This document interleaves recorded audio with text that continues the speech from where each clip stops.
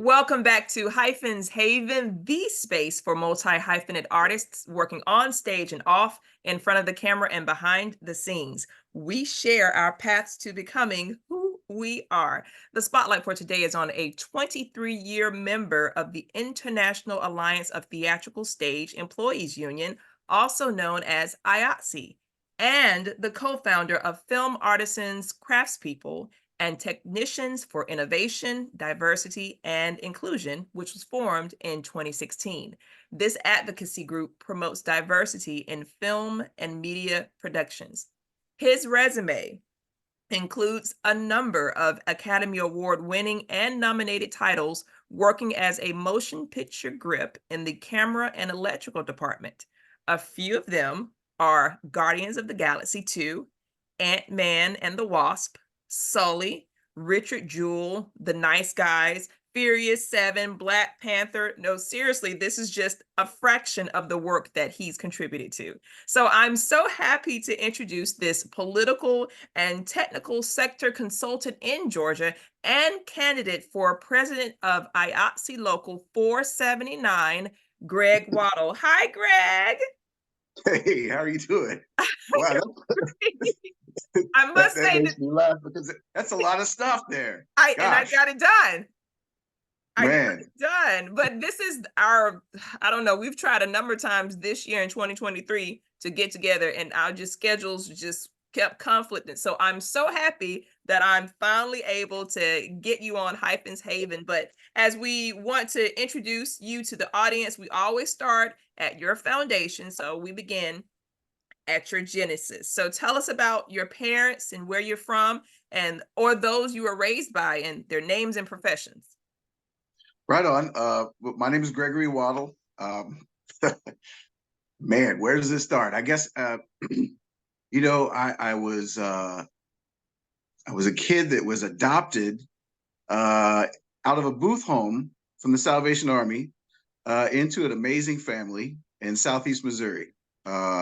So my parents, Rodney and Billy Waddle, they're amazing people. They're very salt of the earth, but people that were dreamers themselves, and they never allowed anything to cloud the vision of those dreams, and always taught me that anything's possible if you do all the right things, if you make the right choices and work hard, and you'll be able to accomplish whatever you want to accomplish. And so I never really felt like there was an obstacle that I couldn't work to overcome. So everything that I have is really it's really due to them, and all the good stuff that they sewed into me. So Okay. Did you have particular close relatives that made an influence on you at an early age? I did. There's quite a few people in my family that are involved in medicine and in law and education. And I got bits and pieces from all of them. I also accounting and business. I have my grandfather's brother ended up being one of the vice presidents of Gulf Western Corporation, which was over the division of Paramount. And then they also owned sports franchises also in New York.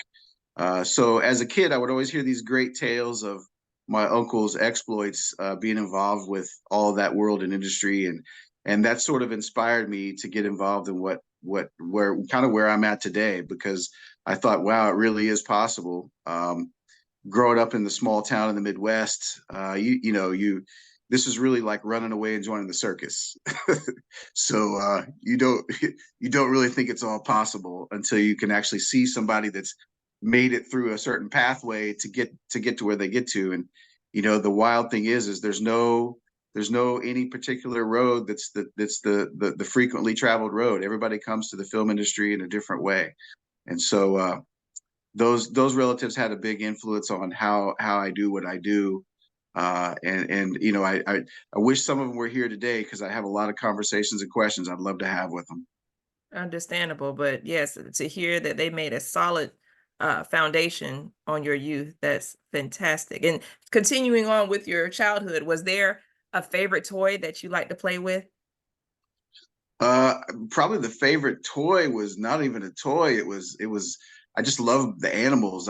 We had dogs, and I love that. So I was very much a dog kid. I had always had a pet, and always bonded. That was always my best friend.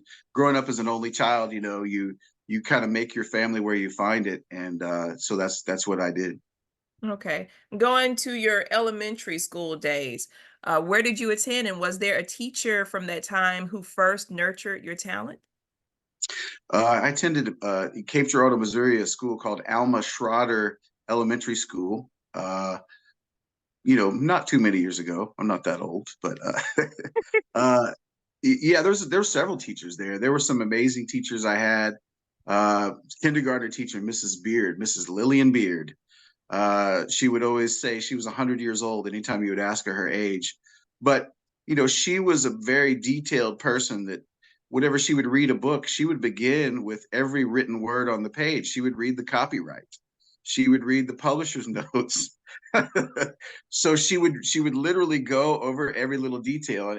And that taught me from a very early age it's important to read every part of every piece of everything that you have that's written in front of you, because there may be something there that's relevant and important that most people might miss. You might flip forward to the wrong part of the book to start with. So that's an important lesson I learned from Mrs. Beard, and there were several other teachers along the way. I really started getting more interested and inspired in production through church and school plays. And so, I got involved in those, and some of it was getting little character roles, and that was great, but I didn't like the attention from that. I really enjoyed working behind the scenes more. So I sort of gravitated towards being one of the worker bees behind the scenes, and that's kind of still where I am today. Oh, awesome that you were able to get your start in school plays. Do you remember one that was your favorite one? Um, I think my favorite one where I actually kind of hit my stride was Arsenic and Old Lace. And I wasn't asked to be an actor in this one, which was great. And I sort of landed in the art department. I was sort of like the set deck prop person at the same time. Uh, we had a lot of antiques and things that ended up getting used in the stage play, and so I was managing that and then managing the props and all the changeovers and things like that. And I really liked it. And I thought, man, this is really great. I really see a possibility of something that I would love to do. And was this in middle school or high school? It seems like it I got a want little to bit more say, involved. yeah, I want to say it was in seventh grade, maybe, or eighth grade. There'd been a number of plays before that, but that was one that was actually a real more involved production with different changeovers, a big set, and so I was like, wow, this is because when you get into the environment of it, it's like, wow, you kind of look around, you really feel the moment, and you see the possibilities. So that was probably the one that really inspired me. And what middle school did you attend? I was in L.J. Schultz Middle School, which was seventh grade only. And then I think this play happened when we were in Mrs. Thomas's class. I don't think it was a drama class. I think she was just an English teacher, not just she thinks she was our English teacher that also happened to have a drama club that we might have been involved in. It's been a long time, but we were in the eighth grade, and that was in Cape Girardeau's Central Junior High School. Awesome. And you were really, I hear the foundation that's being built from the close relatives to being introduced to plays at an early age. You're moving through your eighth grade. And what about high school? Did you continue on that path of working in the drama club and behind the scenes in plays? A little bit. I was interested in a lot of different things. Um, I began working almost, you know, from 15 years old on in paying jobs. And we had also in the eighth grade another thing that inspired me. It was really like, well, I think it was about 14. Um, we were in a ladies' class called Dixie Cook was her name, Mrs. Dixie Cook, and she had I think they call it challenge then. It was like a gifted program thing. Uh, but we had to have little projects, and she got a camera and put it in there, and we were able to produce our own content. So at the same time that the play was happening, I was also working in Dixie Cook's class, just learning camera, learning a little bit about editing. And then Dr. Jim Dufek from Southeast Missouri State University came, and he reached out to several different groups and said, "Hey, we've got this new cable access channel here at the university. If you guys want to take a class, if you pass the class, it's I think it was 5 weekends, Saturdays and Sundays. If you pass the class, then we're willing to give you airspace. We'll give you all the equipment for free. You can check it out just like you check out a book from the library. Of course, you have to maintain certain standards of broadcast, but you're basically free to be as creative as you want to and create your own show." And so an older class person named Chris Tilley went ahead and took that opportunity, and he created a show called Area Athletics, which was just area high school sports rivalry teams. And he put it together and produced it, and I became one of the crew members. And it was pretty amazing. It was pretty amazing. We would do live to do a live line edit, 5 cameras to tape, the old 3/4-inch tape deck, and he would edit it and put the show together, and then they would do live commentary on the spot, and then they would also edit in B-roll, and then they would him and Scott Cox, who is still in the industry today, also he's in radio. He was the commentator. And that's kind of really where it went from theater to production just almost immediately. That is amazing. Wow, to have that opportunity. And you were 15 years old when that Yeah, happened? 14, I think maybe 14, 15, something like that. And did you continue to work in that space as well as doing great in your I academic did. studies in high school? Well, I was a student of history, so I was very interested in history and economics and culture and things like that. Science was a big thing too, but I kept my hands in as many different things. I was sponging as many pieces of knowledge that I could. I had no idea that this is where I was going to land with it all. But uh, my grandfather was in labor. My grandfather was in public service. He was a conductor in the Cotton Belt Railroad. I think he worked for 42 or 43 years before he retired. He was on his union board. He was served as an executive for the International Brotherhood of Trainmen. He was a city council member in his community. So he was actively civically engaged. And in the early 1970s, some of the industries in the United States were late to come to the civil rights movement and to be integrated. But the railroad was one of the last ones. There were certain racial barriers that employees had working for the railroads. African American and minority workers were typically limited to the rail gangs, and then also to being porters on some of the passenger cars, or to being warehouse dock workers. And at the point where the Cotton Belt Railroad started to become integrated, my grandfather was a leader in that idea and a protector for that idea.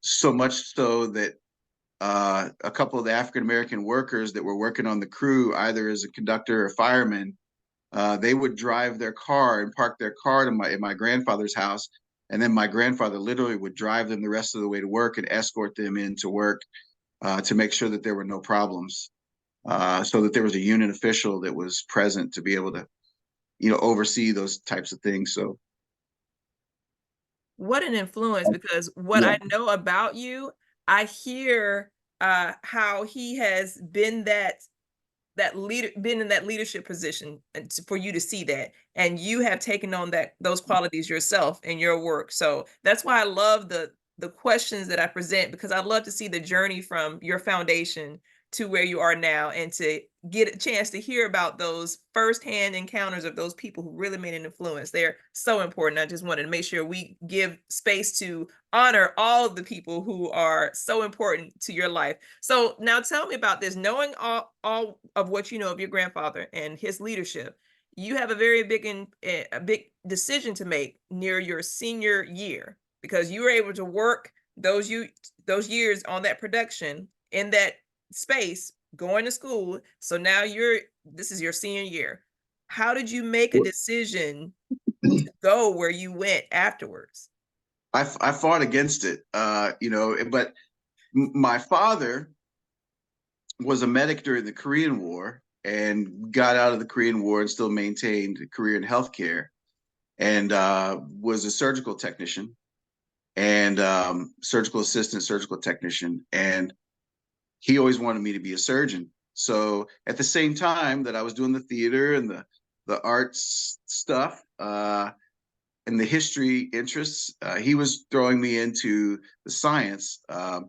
So even as a kid, I would go and observe surgeries with him, myself, and some of the other the surgeons' sons and daughters. They would really try to expose us to the medical world and mentor us in that too. So I did okay with my test scores. They tried to Doogie Howser me because I did well with test scores, and pull me out of high school early and go ahead and go straight to medical school. University of Missouri, Kansas City had a 6-year medical program, and they tried to get me to do that. And I was resistant to that. And there was a couple of other early graduate programs at a couple of the universities I had opportunities to go to. And I wanted to have a normal upbringing, a normal life. I wanted to experience the fun stuff that every other kid got to experience and not have to deal with, trauma and death on a daily basis as a kid. And I some of the things I saw as a kid were quite shocking. I remember the first surgery that I actually observed. I was in the third grade. Uh, it was a 55-year-old white male with red hair. There was an open gunshot wound to the chest, to the upper left lobe of the chest, and his whole entire chest wall uh, was gone, and it was burnt tissue. It was very graphic for a kid to see.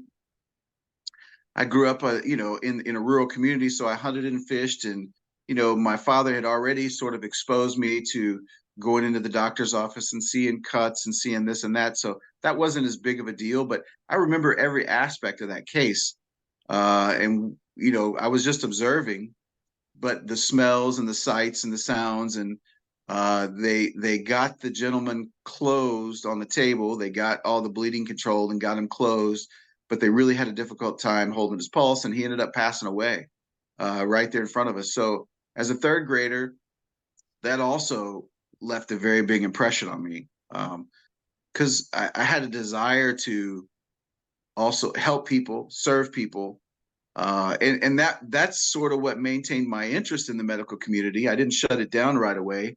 It took many years before I actually made a decision that I wasn't going to do that, but I kind of wanted to approach it slowly, uh, because I had this other interest that I really loved in being a filmmaker, and or the possibility of being working in as a filmmaker, as a technician. And so all through high school, I always maintained a job at the hospital too. And I was either working on the floor as an orderly, or I was working in surgery as a retractor holder, or I was working as an assistant, because sometimes I would assist on the cases. Back then, the laws and rules were different then than they are now. I have friends that I grew up with that even they're surgeons today, and they they tell people the stuff that we used to be involved with and we used to do as kids, and everybody thinks that we made it up, and we didn't, because we were actually in there, uh, first assisting and second assisting sometimes on very serious cases. We got very good experience for medical school, but I just decided, medical school wasn't for me. Dealing with the trauma, especially pediatric trauma, on a daily basis, it was too much, and it takes a really special person to be okay to be able to do that on a daily basis. And I just didn't want. I wanted to put my creativity in other places. So Wow, yeah, that's a lot. 2 jobs and school, and yes, Doogie Howser. So that's your new nickname. Okay. I'll remember that in the back of my mind. So Yeah. when did it come to that you're at a fork in the road? You have to make a decision of where you're going to go to college or what are you going to do Well, next? I had some scholarships and I wanted to go to a traditional 4-year program and do a traditional undergrad. And I had scholarships to go to a couple different places, but I also didn't want to leave my family. I didn't want to leave my hometown. So I took, because I was already familiar with the university campus and, I had my family there. I took those opportunities and, I went to school for a little bit and I dropped out and worked. And then I went on another little adventure for a couple of years. And then I just decided that really film production was what I wanted to do because I always sort of dabbled as a hobby in those life experiences. I sort of always maintained some sort of a foothold into film production or event production. I was actually I was a radio disc jockey for a while. I actually used to spin vinyl and mix records, and this was before CDs were around. And I got a job working at the local radio station, KCGQ, KTXI, when they switched over their formats. So I did that for a number of years. We had Manasseh Galaxy Sound Systems, marvelous Mark Camp. Shouts out to Mark Camp. He's still out there in the speaking tour world today. He does corporate speaking for How to Be a Rock Star Consulting, and we had a large following that would go to all these weekend parties. So it was always just extra jobs for extra money. So I was sort of gig oriented, but my father always made me keep a foothold in the hospital. But outside, as long as I maintained that obligation and maintained my grades to a certain degree, he would let me explore the other things of what I wanted to do. So I went to SEMO, Southeast Missouri State, and checked in and out of that a couple of times and explored other opportunities. And I decided that I really wanted to gravitate towards film. I did some event rigging, and it really wasn't until I had the opportunity to do some independent film stuff. I met a couple of technicians. I met a couple key grips, and they knew that I climbed, and so they got me involved in some smaller scale productions. And then I followed them as they kind of moved around, and I had the opportunity to join IATSE, and I just didn't take that opportunity. I didn't want to live in California, and I didn't like California. I mean, it's a great place, but it wasn't for me. And then I heard about the opportunities in Georgia, and I came to Georgia, and the Olympics were happening here, and we did some work for the Olympics, and then I met more and more people there who worked in production here in Atlanta, and it just took off from there. So before you joined IATS, or let me ask you this, your first major project, were you a member of IATSE I already? wasn't. My first big union show, uh, I was not, and my other grandfather, he was he was sort of he was a retired truck driver who had a part-time job as a bus driver and a part-time job as an antique dealer. And so he always had a lot of stuff. So I always liked stuff. And when we moved to Atlanta, we brought some antiques with us, and we set up an antique booth and rented antiques for the shows that were going on here. I ended up getting hired on a show called Mama Flora's Family to basically set up and move some of the large architectural antiques that I rented to them. And I worked hard, and they needed extra help, and so they asked me to stay, and I stayed. And I had already kind of begun doing commercials, like smaller things. Commercials usually lasted a couple of days, but I'd never worked on a big scale production. Commercials and music videos were the thing here in Atlanta then, pre-tax incentive. This was like 1996, not long after the Olympics. But it was a CBS show called Mama Flora's Family. It was a miniseries written by Alex Haley, and that was really my first opportunity. Sally Sally Peterson hired me. She was the lead person for that. Amy McGarry, shouts out to them for giving me an opportunity. Charles Bennett, Mary Stacy, Mike Pisani, and I really appreciated the opportunity to learn and for them to really mold me and start to teach me film etiquette on a real film set.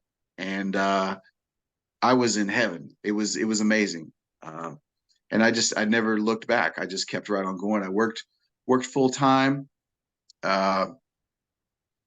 from that point up until 2000 when I actually joined the union.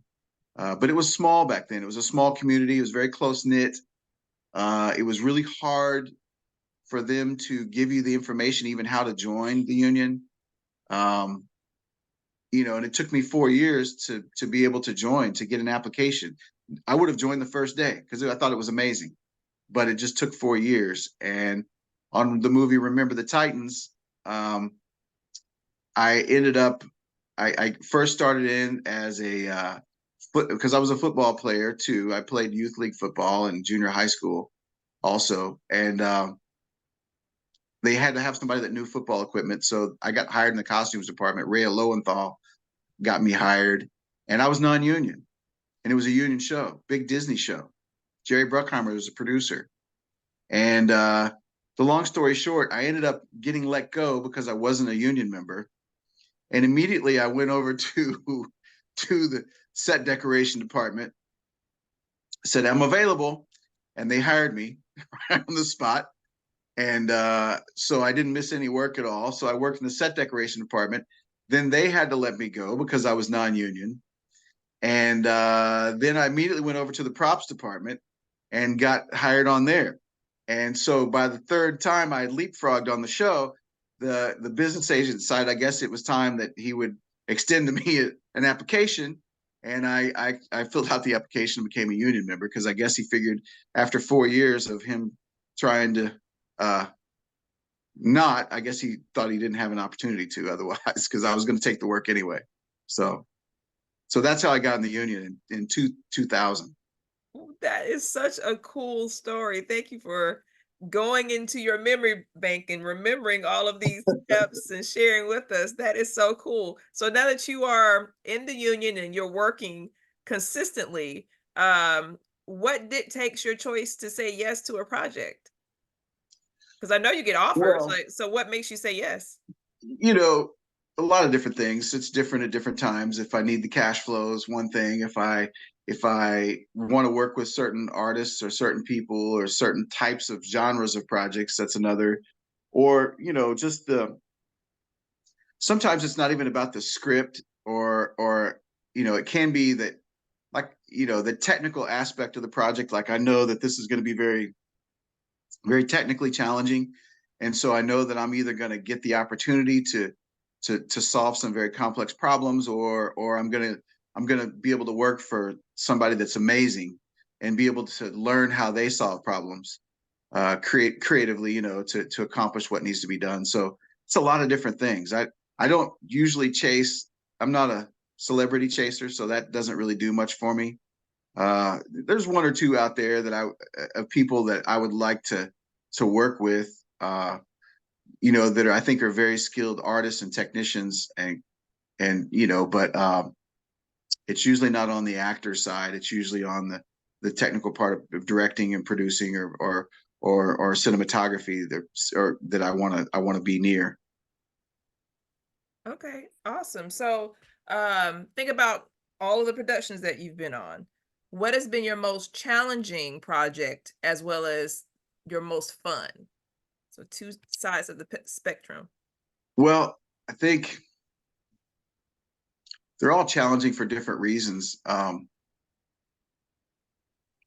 of the toughest things for me was a little independent show that a friend here in Atlanta produced. It had Billy D. Williams and Danica McKellar and Tobin Bell, the guy that was after that show he later became the star of the Saw series, the horror film Saw.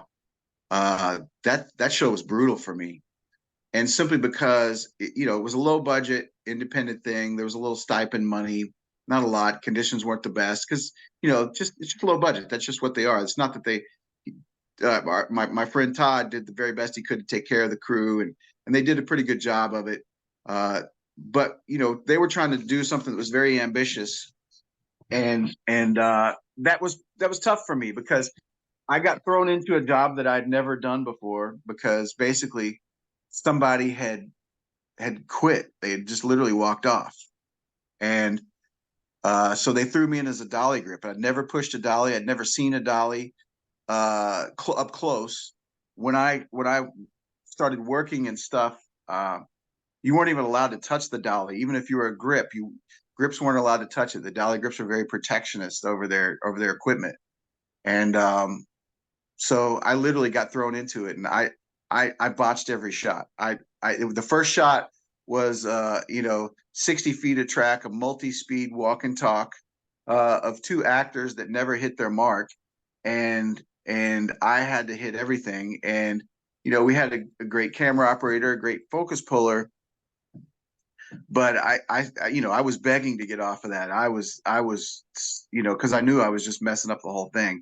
And so I think at best, out of that 60 feet, they might have captured one or two little moments, and that was about it because I definitely didn't accomplish the whole thing. So that was probably my most difficult and my favorite moment too, because I got the opportunity to really expand myself immediately. And sometimes you just have to be thrown into the fire. That's how you grow, So that was that one. But there's been other great moments. I was lucky enough to work with Doug Wall from Los Angeles on a couple of projects.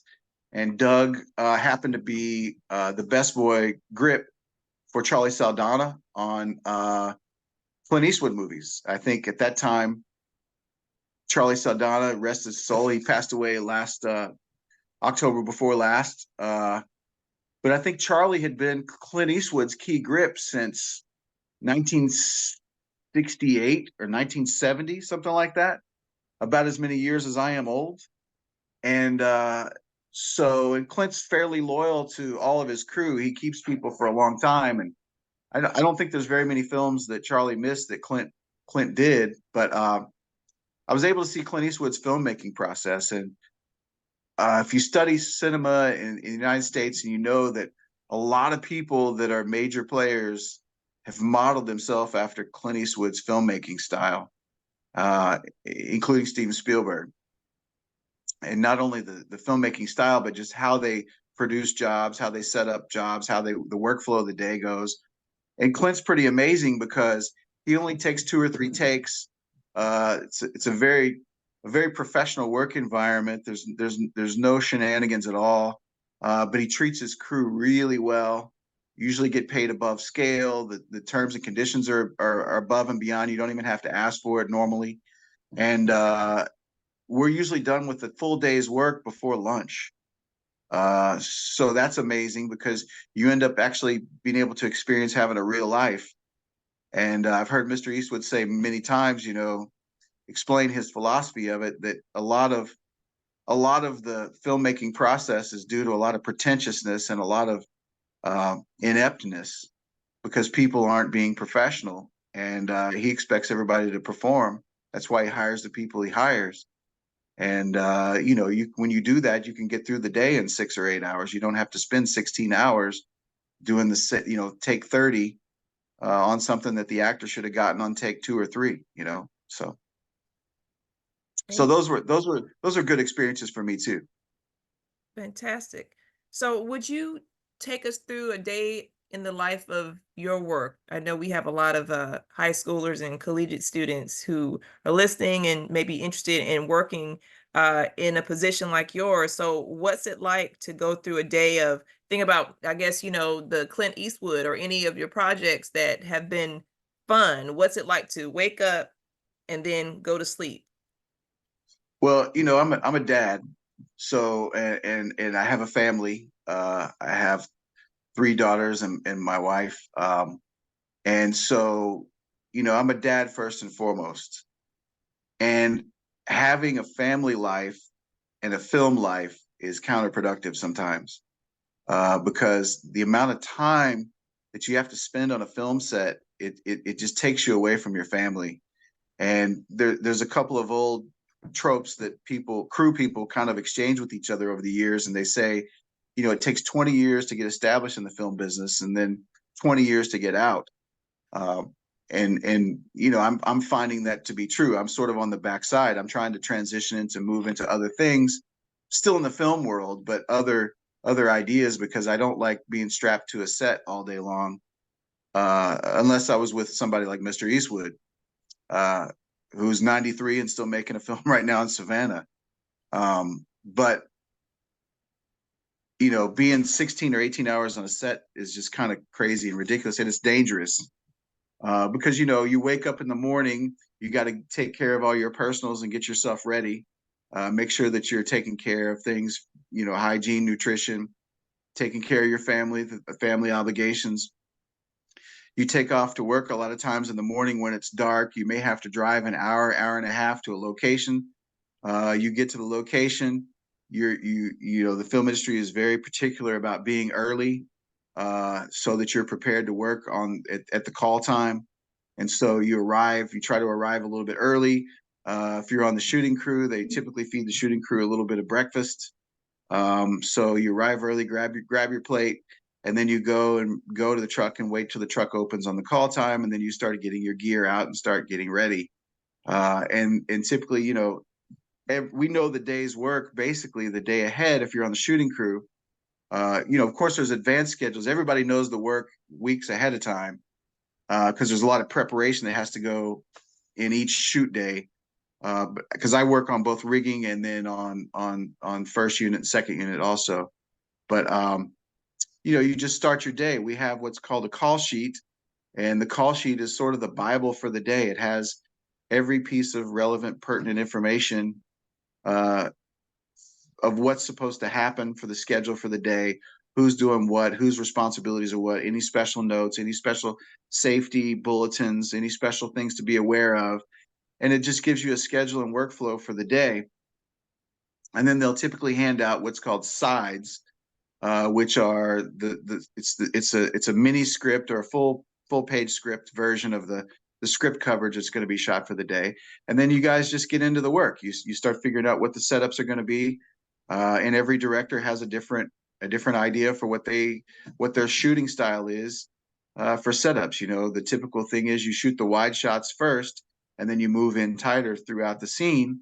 But not every director is that way. And there may be some logistical reason for not doing that. Maybe it's the sunlight, or maybe, it's maybe you have to clear out a location. You have to shoot one way first so that you can move the crew and the circus that you're with. Because sometimes it's quite a number of people. So you shoot one direction early in the morning, and then you turn it around and later on in the scene, so that you can actually move the crew in place, and you can move further in to move into the wides and all that. So that's kind of how the typical day goes. And at the end of the day, you either pack all the gear up in the trucks and get ready to go on to the next caravan, to the next location. Hopefully you don't have to do that in the middle of the day at lunch. You don't have a multiple location day where you have to pack and load. But at the end of the day, you pack and load or secure your gear, and then you get ready to go to the next location, or you just secure the gear for weather and security purposes, and then you may come back to that same location the next day.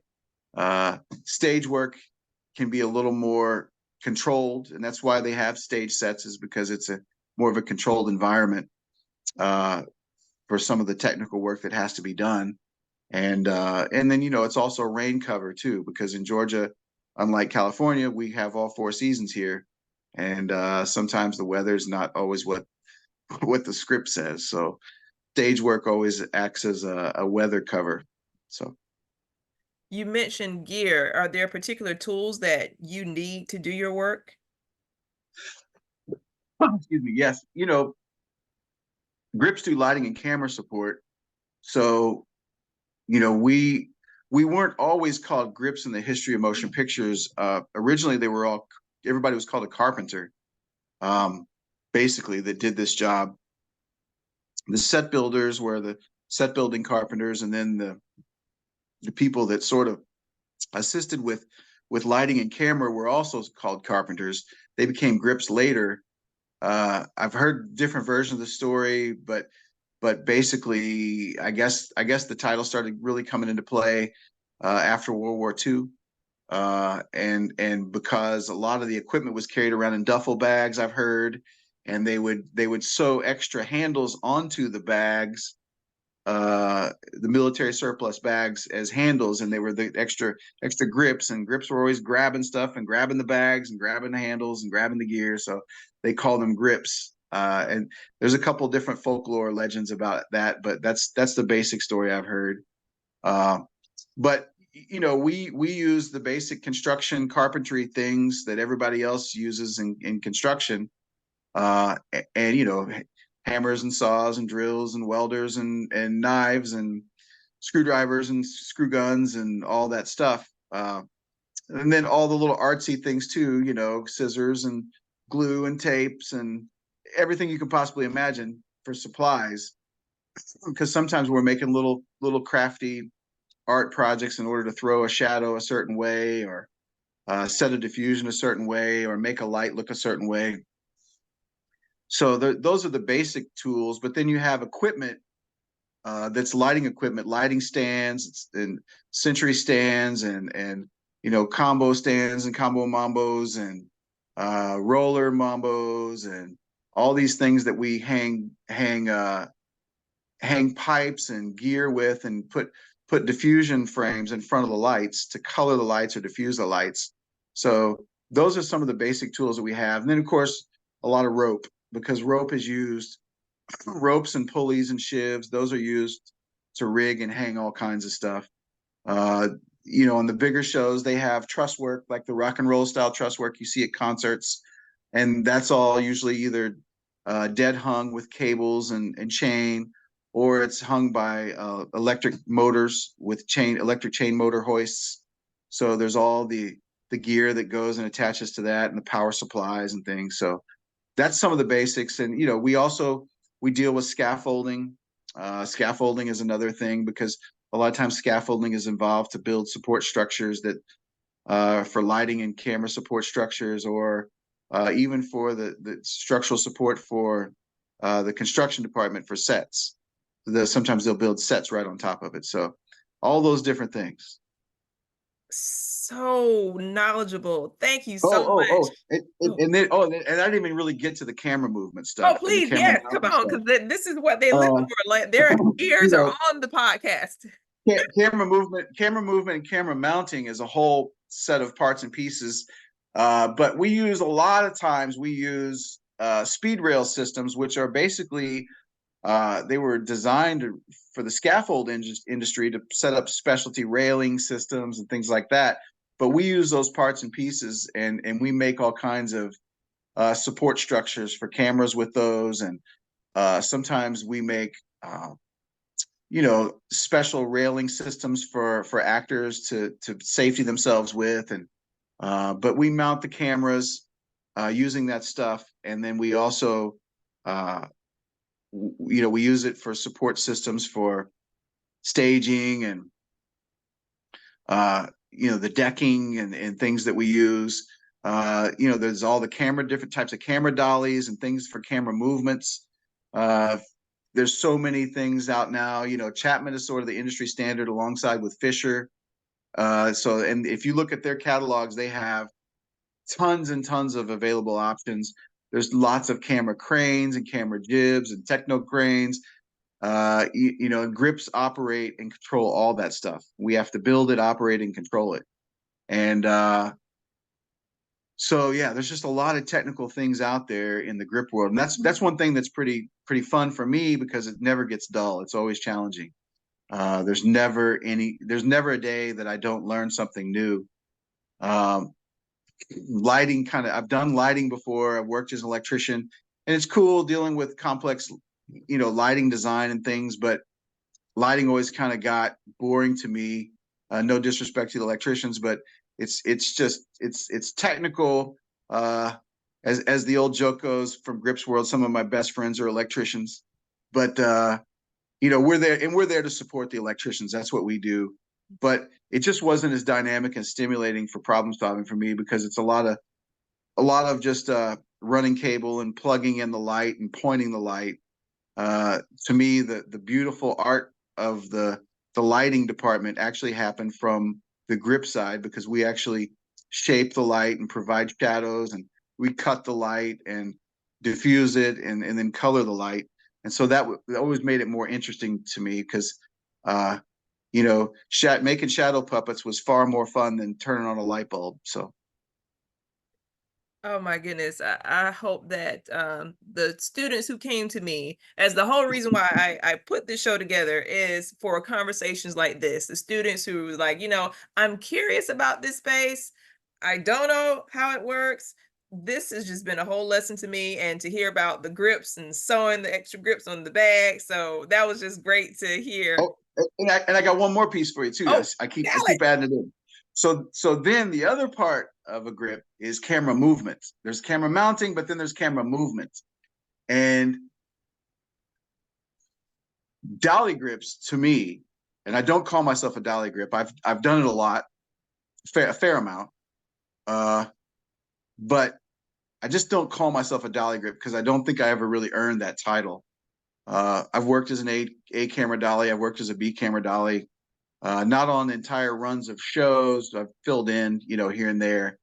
Uh, Worked as a crane operator, but those guys are amazing to me because they actually shape the shot. They save the shot. And I was telling you earlier, one of the most terrifying jobs was when I got thrown in as a dolly grip and had no idea. But they're the ones that are actually controlling the camera movement along with the operator. But they're pushing the dolly, they're pacing the shot. If the actor misses their mark, they have to compensate for the actor, and they're really creating in the creative feeling and aesthetic of the shot. They have a big influence on what that show looks like, and they're very much the unsung heroes of a production because of what kind of an influence that they have over how that movie looks. So there's that whole aspect of being a grip also. There may be some more I'm missing, but I won't add on anymore. That's amazing. The technical side of my brain is like, yes, to hear of all of the components and what makes a film happen. Like you are so needed. And obviously you running for president of IOTC is just appropriate because of your knowledge. So while I'm thinking about your presidency, what influenced you to even run for that position? That's such a high calling to do that. Well, I learned early on that we were having growing pains. Uh, particularly because I worked for 4 years in this town and I couldn't even get an application. That was a red flag right there. Um, I saw the potential for the industry growing. At that time, Canada had jumped into the economic development game of the rebate system. They provided a direct cashback rebate to producers, and almost immediately when they did that, Hollywood left Hollywood and went to chase the rebate, and it established a huge film community in Canada. Excuse me, in a couple of different cities in Montreal, Quebec, Vancouver. They were booming. They would have 40, 50, 60 shows at one time in one city. And that just blew, coming from a state or being in a state here. I'd worked and seen Los Angeles, so I knew the scale of Los Angeles. But that's sort of nobody really considered that type of scale going outside of that city to another city. And um, seeing what they did gave me inspiration that we could do that here in Georgia. Uh, so I really wanted to hit it from a two-part approach. I wanted to make our union the best I possibly could, and then help with economic development to stimulate that. When I started asking questions and learning, I learned very quickly that Georgia had, uh, for lack of a better description, an an good old boy club. And it was mainly started as a product of uh, efforts in the 1970s. You know, Jimmy Carter, rest his soul, he just passed not too long ago. I mean, his wife Wife, just passed. Not rest his soul, but rest his wife. his So wife's soul. He just yes. passed. He is in hospice right now and not doing so Mhm. great. But he really helped father the film industry here in Georgia. Uh, he decided it was worth chasing. Georgia had a small history of film off and on all the way back to the 1930s. Uh, but he really went out to Hollywood himself personally as governor and lobbied to bring film to Georgia. And he ended up meeting Hal Needham and Burt Reynolds and convinced them that Georgia was worthy. Um, Burt liked that idea because it allowed him to be closer to home because he lived in Florida and his parents lived in Florida. And so he liked the idea of being a little closer. And so he brought film here. Him and Hal Needham were the first two guys that really brought stuff. And for a number of years, everything that Burt did was here in Georgia. Uh, Most people know the Smokey and the Bandit series, but there were others too. Stroker Ace and Hooper and a few others that he did. But obviously, Jimmy Carter had aspirations to be president. He went on. He left the state politics and entered into national politics, becoming the president. And when he did that, the film industry in Georgia sort of stagnated. It didn't really grow. We had some good contacts here. There were people who were good industry leaders here, uh, but it just didn't really grow the way it needed to. And I think they were challenged because they didn't know how to make it grow either. Uh, and they needed help. And, the groups were very factionalized here amongst different groups of unions and then also, between Turner and Warner Brothers and AOL Time Warner and Ted Turner, when I say Turner, and then Turner Studios. It was just a difficult time. And there was a film here called Andersonville that was done in 1994 that there were some difficulties that happened and it sort of put Georgia in a bad light. There were some union problems and the studios just said, we're going to slow production down there. We're not even going to bring what we normally would bring, which was, a handful of projects anyway.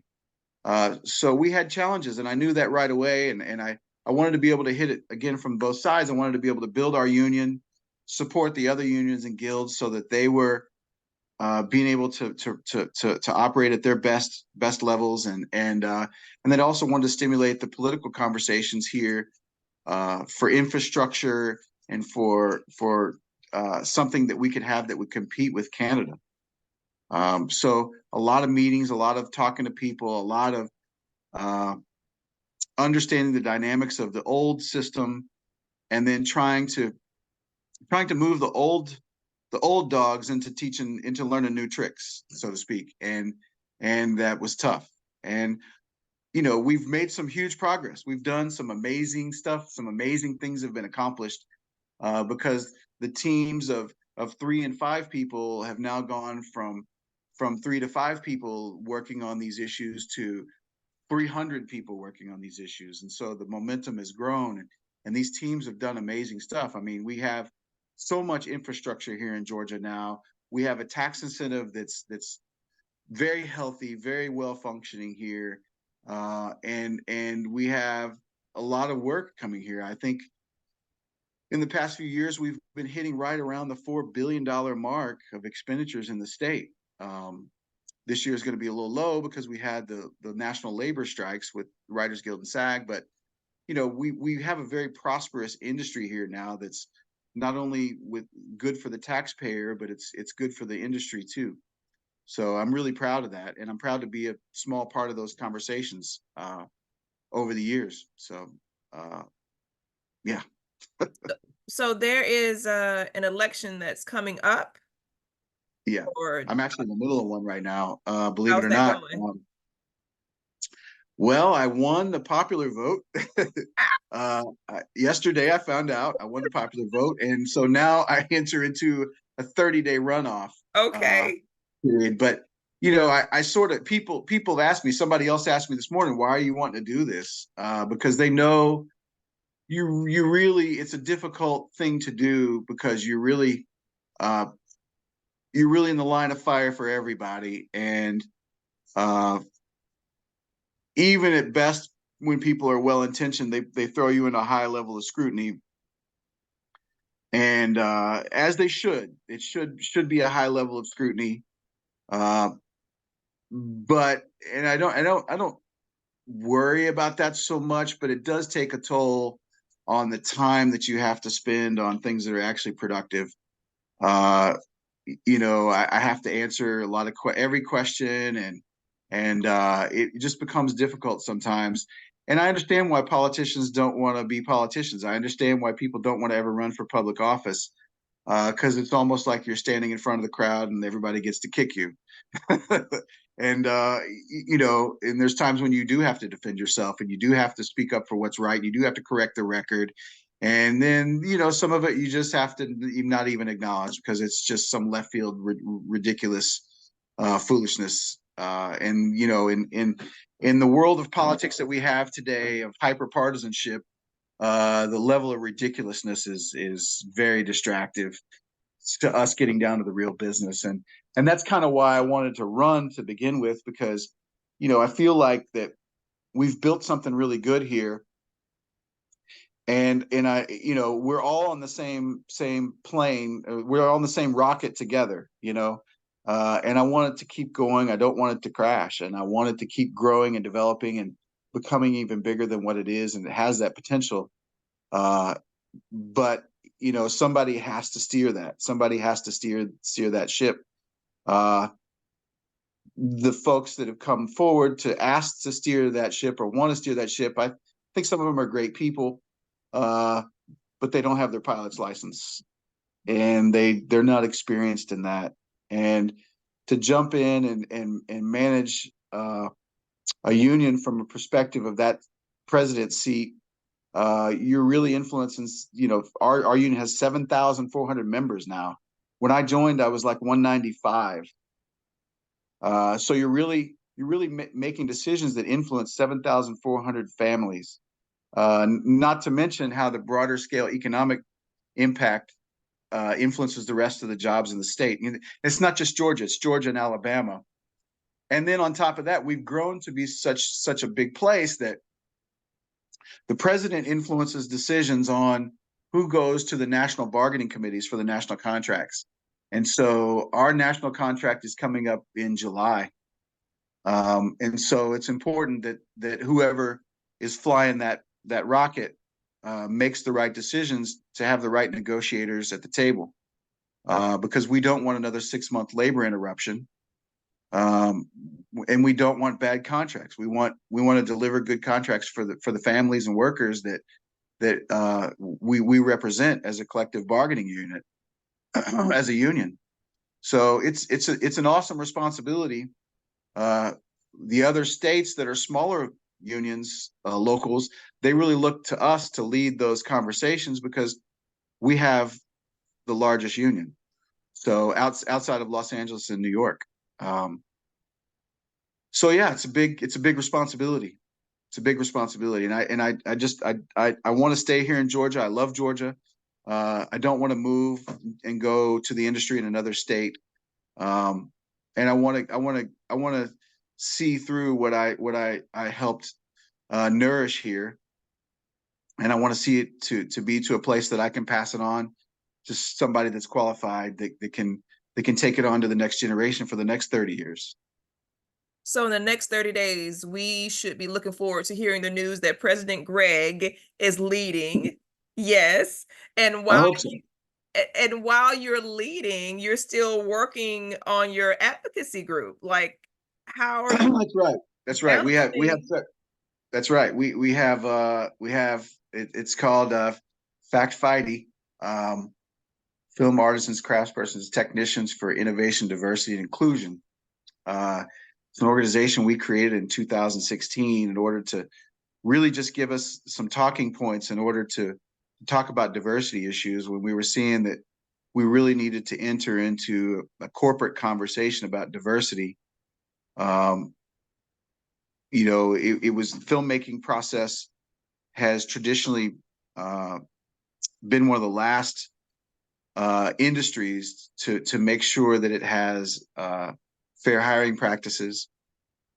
And it's partly because of the nature of the work, because you're working with people for 16, 18 hours a day sometimes. And so it's a very nepotistic industry.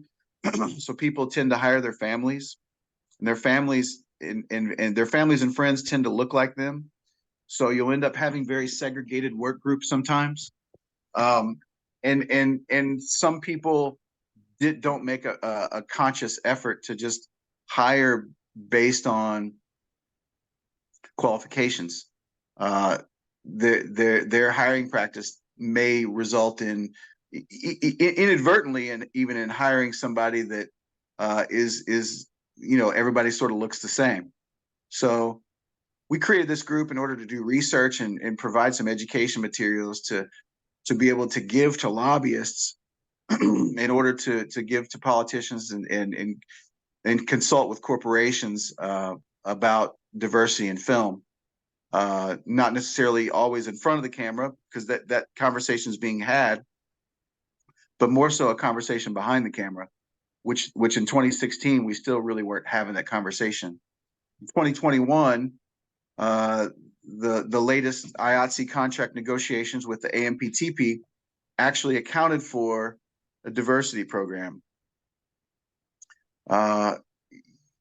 It's still slow coming, and so we've always tried to encourage those conversations and try to encourage a presence of diversity and why that's important. But we still have a lot of old ideas that are out there that are resistant. And I heard recently that you are up for an NAACP award. Congratulations for that.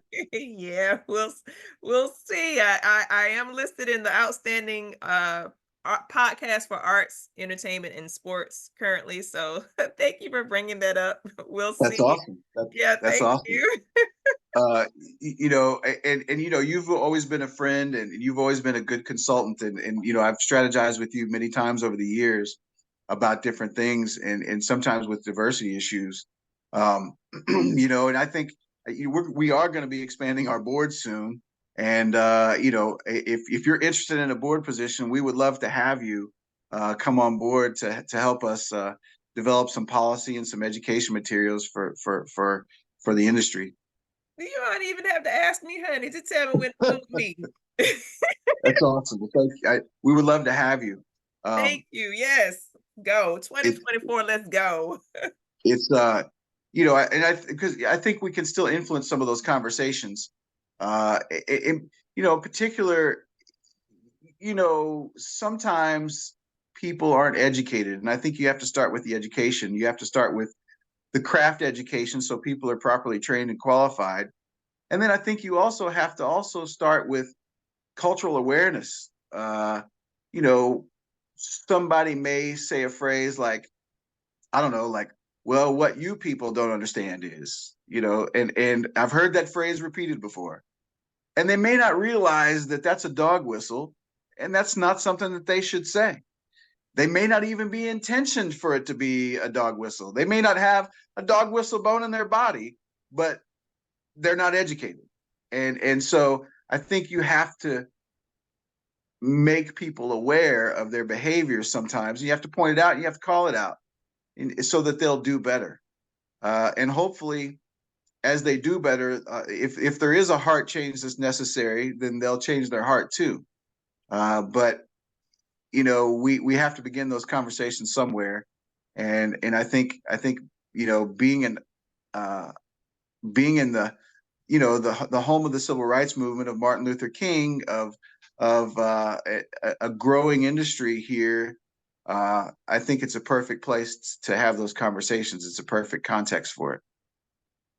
And you mentioned, just connecting with you and you all. Greg is just an awesome person, period. And Well, I thank want to you. take this little short opportunity for you all to get to know him even more so. I'm going to ask him a series of fun questions because I really want you all to know what I know because he's just awesome. So I'm going to ask them to you, Greg, so that the audience can be like, oh, yeah, he's cool, people. Are you ready for these questions? I'm ready. Okay. Window or aisle seat? Uh, I'm gonna say aisle seat. Okay. What book would you give as a gift?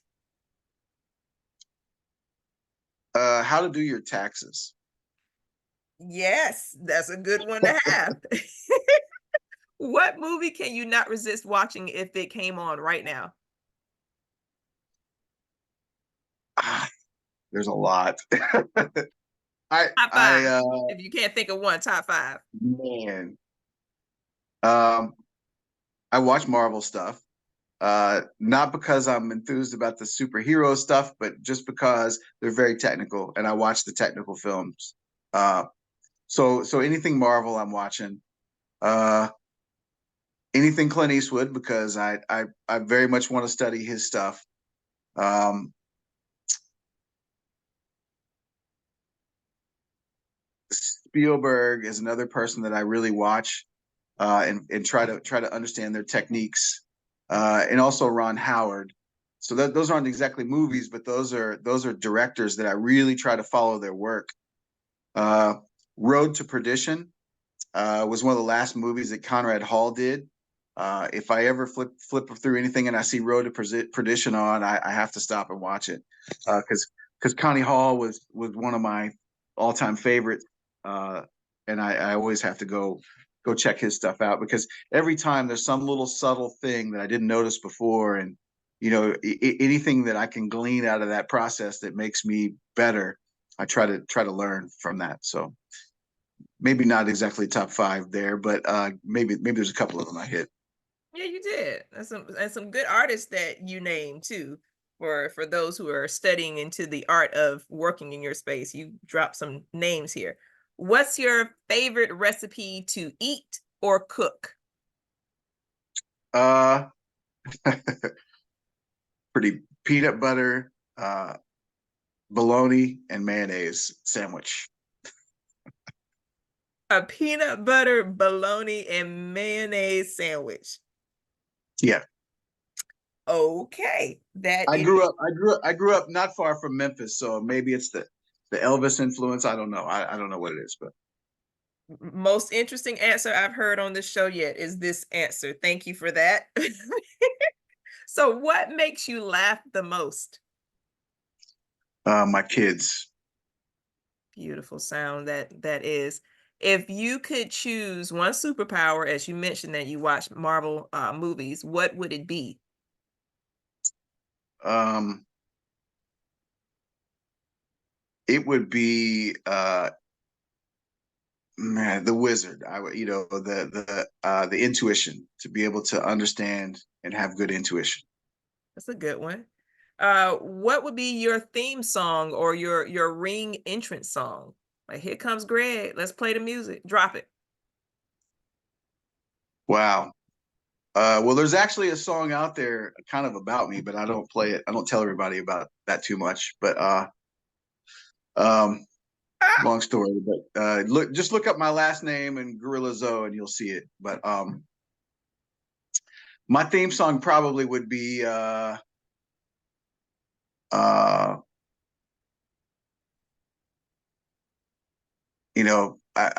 love the Bobby McFerrin theme song. Uh, you know, the beatbox, Bobby McFerrin. Is that how you say his last McTharon. name? Yeah, McTharon, I Yeah. think. Be happy. Yes. Don't worry. Yeah, yeah, that's a good Yep. Don't song. worry, be happy. All right. So, if you could change one thing about yourself, what would it be? I would probably have spent more time in learning how to raise money and fundraise. I've done a little bit of fundraising for some things over the years for nonprofits. Served on a few different boards, and I've done fundraising for a couple film projects, small little indie stuff. But I would probably spend more time on learning the business aspect of film, Uh, I'm very much interested in the creative aspect of it, but at the end of the day, the real power lies in where the money comes from and who can raise the money. Because if you can raise the money and you can put the deal together, you can always find technicians like me and you can hire us, and pay us the market wage, you know.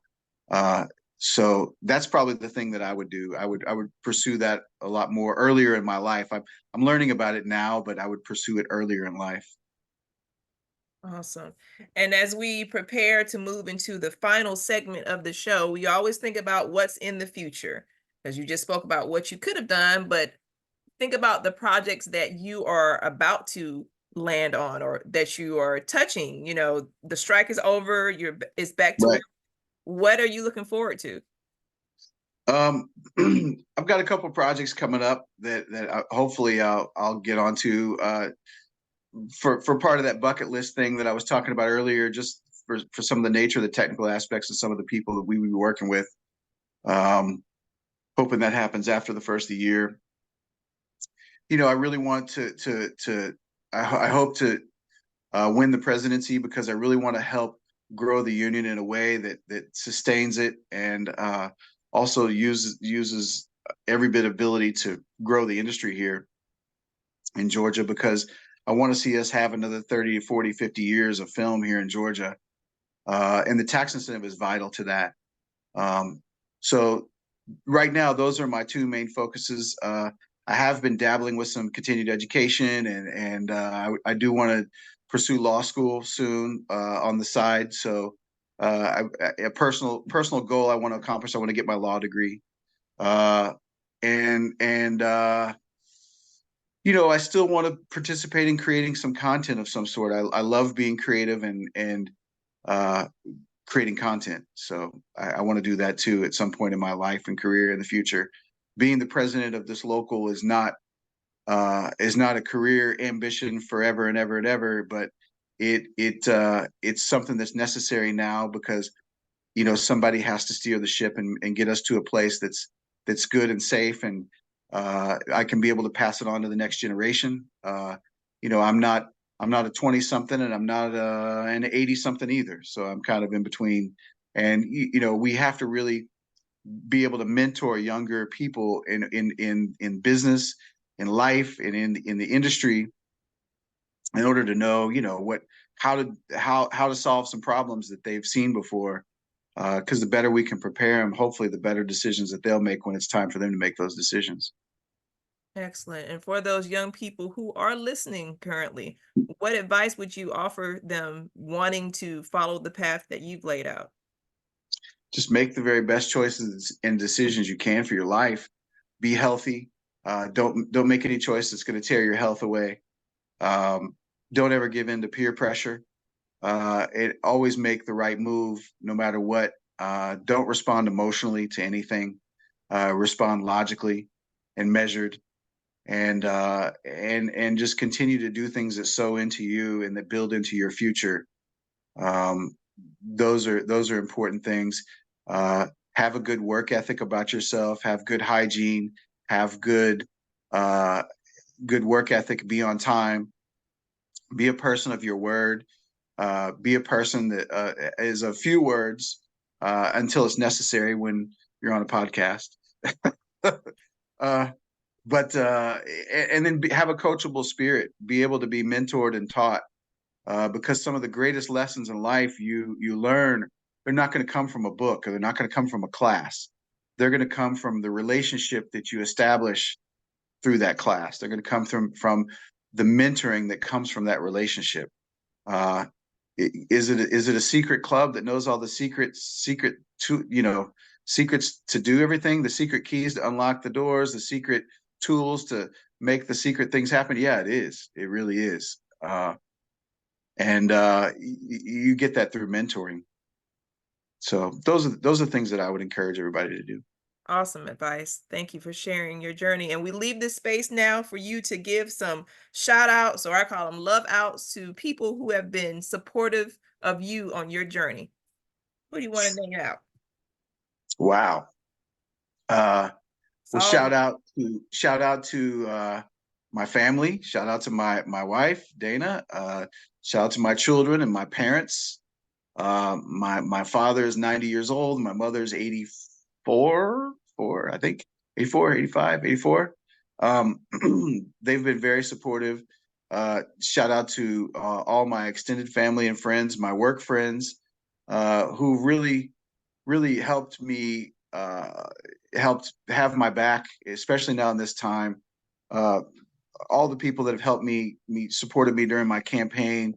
Shout out to them. The new younger generation that's come into our union to serve as leaders. Shout out to them. Molly Coffey, Sarah Riney, Paige Jarvis, Brian Marino, Hannah McGugan. Very thankful that they've come forward to try to lead us into a new place in the future. And I'm hopeful that more people come forward and choose to engage and make themselves vulnerable, that you have to be vulnerable in order to lead, because leading is not, it's not an easy thing to do. It's not without pains, and you have to be willing to take all of it at once. And for the last question, how can people learn more about you or follow you on Facebook, Instagram, Twitter, whatnot, or any links you think would help somebody?